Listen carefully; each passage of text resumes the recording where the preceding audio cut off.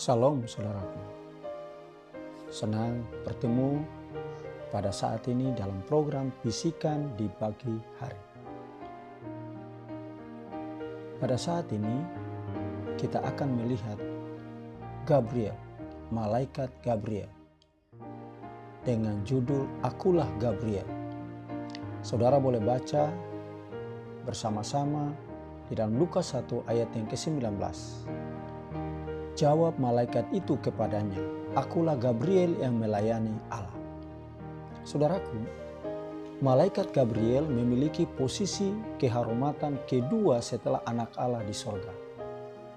Dia berdiri melayani adalah sebutan yang digunakan pada waktu Perjanjian Lama untuk pekerjaan pejabat tinggi dalam pekerjaannya di istana kerajaan.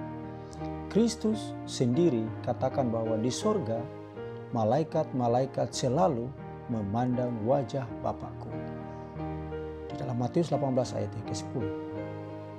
Alkitab dan tulisan-tulisan dari seorang penulis, Ellen G. White, menyebutkan banyak tentang Gabriel. Sebelum kejatuhannya, Lucifer adalah kerubium pertama yang menaungi suci dan tidak berdosa. Setelah kejatuhan Lucifer, Gabriel mengambil tempatnya, menggantikan akan Lucifer. Dalam bahasa Ibrani, Gabriel artinya adalah ciptaan Allah. Gabriel adalah nomor 2 setelah anak Allah yang datang dengan pekabaran ilahi kepada Daniel. Gabriel lah yang dikirimkan Kristus untuk mengungkapkan hari yang akan datang kepada kekasihnya, yaitu Yohanes. Gabriel berbicara dengan Daniel di dalam Daniel 8 ayat 16, Daniel 9 ayat 21.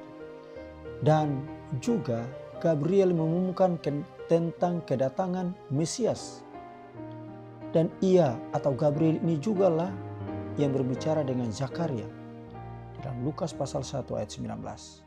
Dan juga di ayat yang ke-26-27, Gabriel inilah yang berbicara kepada Maria, ibu Sang Juru Selamat.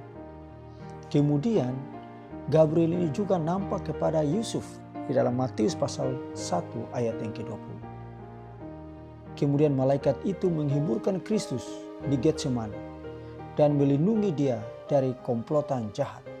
Ia mengulingkan batu dari kubur itu dan memanggil Juru Selamat keluar daripadanya. Malaikat itu adalah satu dari 2 malaikat yang menyertai Kristus dalam pelayanannya di atas dunia ini. Serta nampak mengumumkan dirinya kepada Yohanes di Pulau Patmos. Menyebut dirinya hamba sama seperti engkau dan saudara-saudaramu para nabi. Di dalam buku Wahyu pasal 22 ayat yang ke-9. Apa yang dilakukan oleh para malaikat?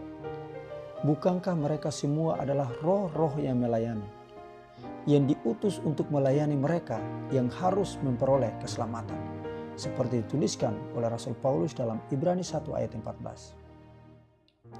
Malaikat-malaikat selalu mempunyai peranan di dalam rencana keselamatan Allah. Berbicara dengan Adam dan Hawa lalu menjaga agar tidak mendekati pohon kehidupan. Kemudian mereka menutup pintu bahtera, mengunci Nuh yang setia beserta keluarganya di dalamnya. Mereka mengunjungi Abraham dan Lot. Berulang-ulang mereka campur tangan dalam peperangan bangsa Israel. Di dalam perjanjian baru mereka berbentuk bintang yang diikuti oleh Majus serta menghibur mereka, yaitu murid-murid pada saat Kristus naik ke surga.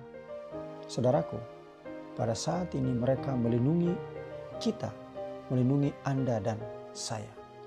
Walaupun mungkin saudara dan saya tidak sadar akan kehadiran malaikat-malaikat itu sendiri. Tetapi malaikat-malaikat selalu dalam hidup kita.